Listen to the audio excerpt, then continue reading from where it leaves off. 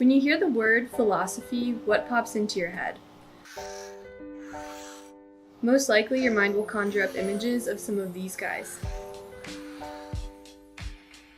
Or chances are that if you've been lucky enough to receive an education, you've stored away a few famous philosophy quotes to whip out at dinner parties or to help you seem all deep and mysterious. We get it.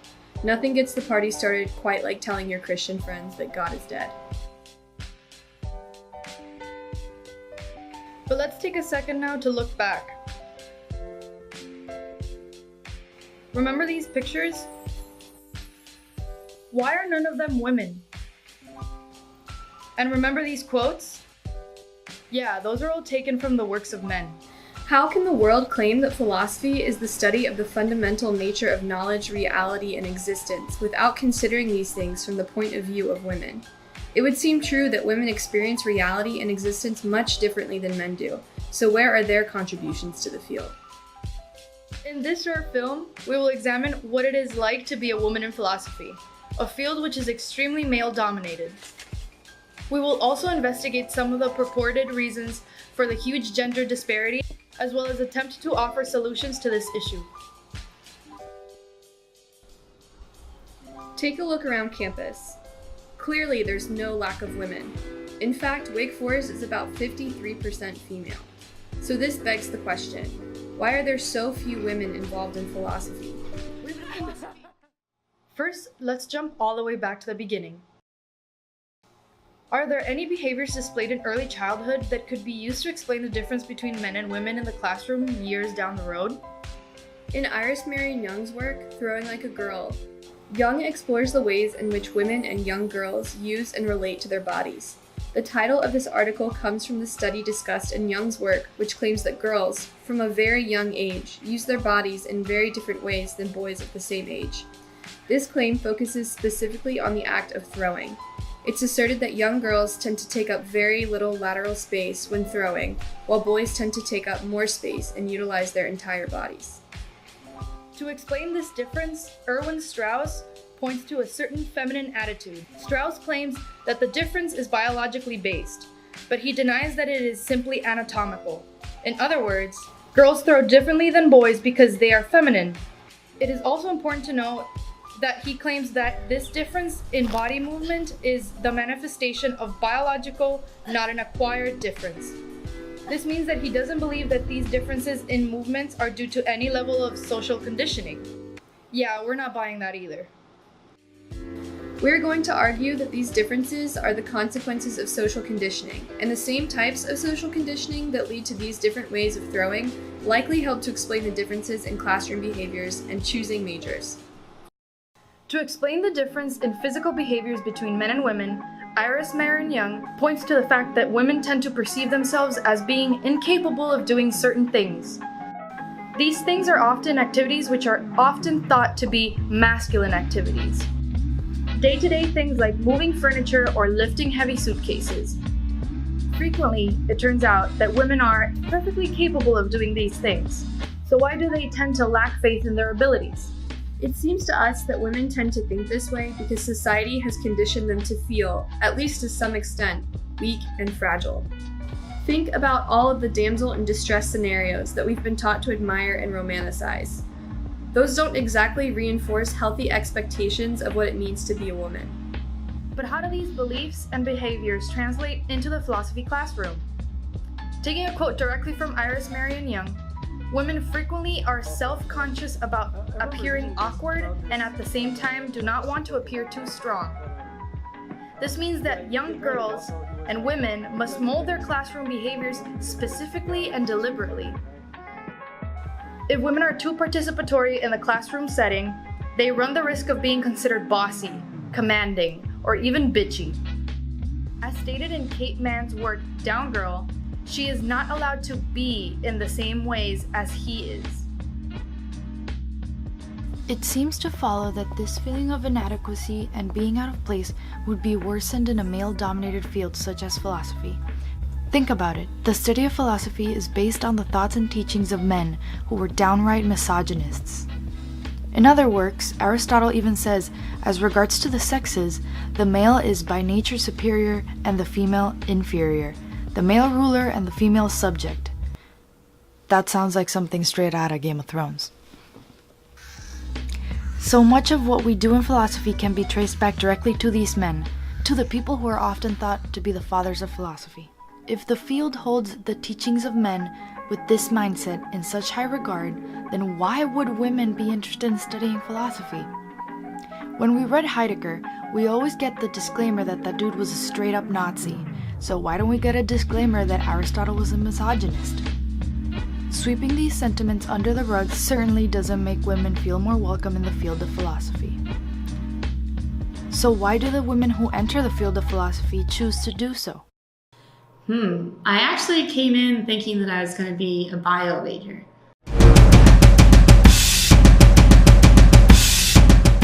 Bio class, and then I took contemporary moral problems because I think they just stuck me in there, and I just thought it was a fascinating way of posing arguments. And everyone in that class, I think we were all freshmen, and so we had no idea what we were talking about. We were like, yes, this seems morally wrong. But it was just the first time I've ever been in one of those instances. And so the next semester, I think I took ancient Greek philosophy with Emily Austin. This is what I should do. It just came really naturally to me. What's the moment that you decided that you wanted to become a philosopher?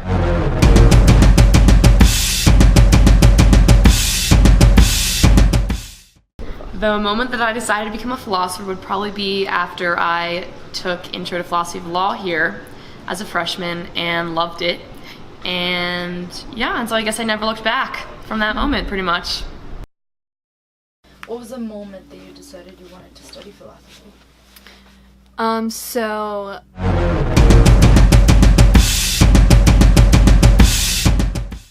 I took an Intro to Philosophy class, Meaning and Happiness, the first semester of my sophomore year. And Julian Young was teaching it, who I really, really love. I think he's so cool and really smart, and I really respected him a lot.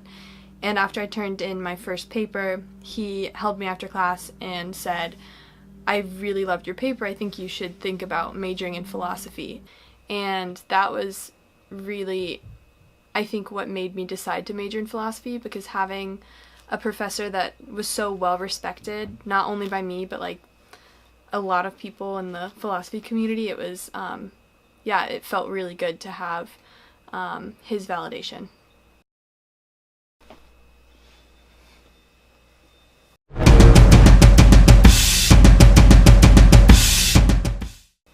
I decided to study philosophy after I took contemporary moral problems with Professor Emily Austin. There were two girls in that class that I grew really close to. I just loved going to that class and talking to them about the readings and listening to their opinions and what everybody else had to say. That class just sparked my interest, and I really couldn't see myself doing anything else, even after my mom pushed for me to study other things. when talking to women who chose to pursue philosophy, it became evident that a lot of us didn't seem to immediately notice the large disparity between men and women in the classroom. Here's what Professor Glazakos had to say about her own realization. I was working with a male professor, and most of my classes were taught by men, and there was a kind of hostility among those people where it was what is up with these women? Are they just going to get together and talk about women's issues? That's not serious. We're all just philosophers. And that professor was my explanation is the simplest one. The most likely reason is that women just aren't suited to philosophy. Most women, either by virtue of what they want to do or what they're capable of doing, that rules out most women, and so it's just a naturally more, it's a subject and a process of thinking and in study that is, men are just better at it and men want to do it. And I just remember feeling really weird about that. This is the guy that's going to grade my paper. Does he think all women are terrible and that I'm just there by mistake? Or that wasn't good. So when experiencing uncomfortable situations like this, why don't women usually stand up for themselves? Well, the answer is pretty clear. As women, we are held to the social expectation of being calm, gentle, and submissive. Any kind of argument or backlash we give will have us labeled as difficult or bossy. Even Professor Glazakos, who is by all means a strong woman, expresses the sentiment.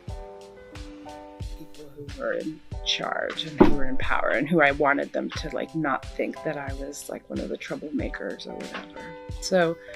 So yeah, my experience as a woman in philosophy has been just a process. It's still a process. In order to not be viewed as troublemakers, women must refrain from taking what Kate Mann calls masculine-coded goods. Instead, they must stick to providing feminine-coded goods, which include things like maintaining emotional stability. Challenging authority figures certainly doesn't help maintain emotional stability. Additionally, women not only have to provide men with feminine-coded goods, but they also have to refrain from taking masculine-coded goods away from men. Masculine-coded goods include things such as leadership, authority, and influence. Women claiming their space in a philosophy classroom is something that can be extremely difficult because being assertive is something that does not fall under the category of feminine-coded goods.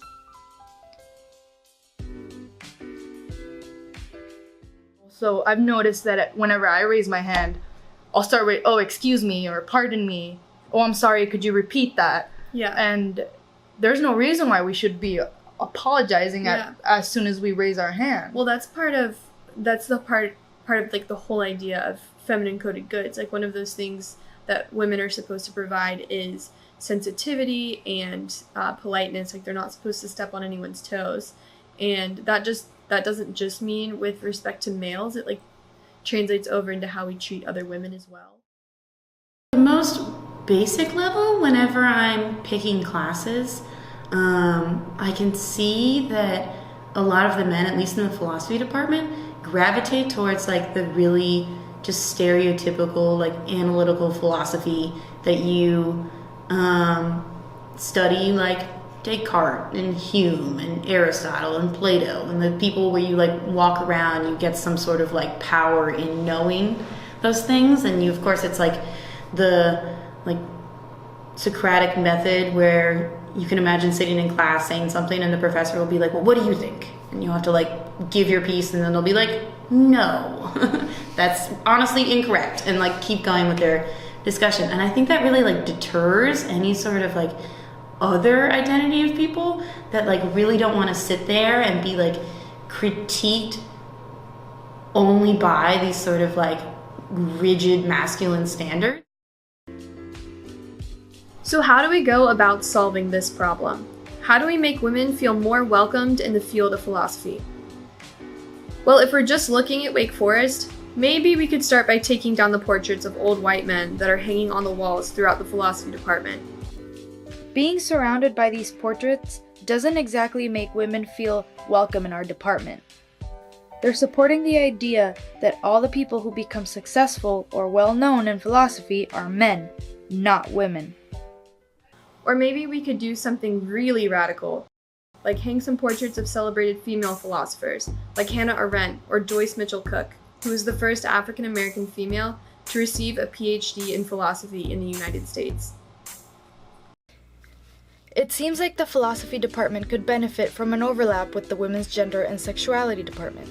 There have been a few classes that have been crossovers between WGS, which is predominantly female, and philosophy, and those classes seem to be like going really well.